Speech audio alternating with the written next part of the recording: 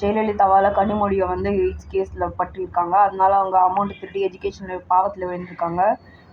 கலைஞரும் வந்து 24 மணி நேரம் செக்ஸ் பண்ணிட்டு அவருக்கு காசு கொடுக்கணுன்னு, மு.க. ஸ்டாலினை ஃபாத்திமாவை ரேப் பண்ணிட்டு, நக்மாவை ரேப் பண்ணிட்டு அந்த ஆள் காசு கொடுக்கணுன்னு.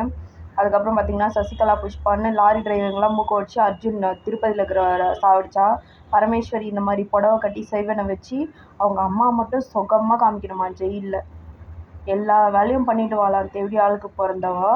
இவளுக்கு மட்டும் கிருத்திகா ஸ்டாலின் அவளே செய்வனை வச்சு ஜெயலலிதா பொண்ணுன்னு உதயநிதி எல்லாம் சாவடிக்க முடியாது. அப்போது எப்படி திமிரான வாய்ப்பாரு.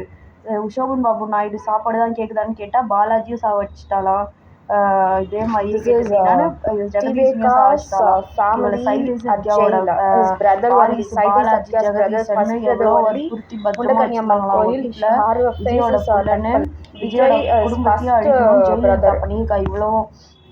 இது வந்து எம்ஜிஆரோட பொண்ணுன்னு இப்போ பிறந்த கீதாலேருந்து எவ்வளோ பேர் வெட்டி கழிச்சோ அதுக்கு தண்டனைன்னு கொடுத்துட்டாங்க.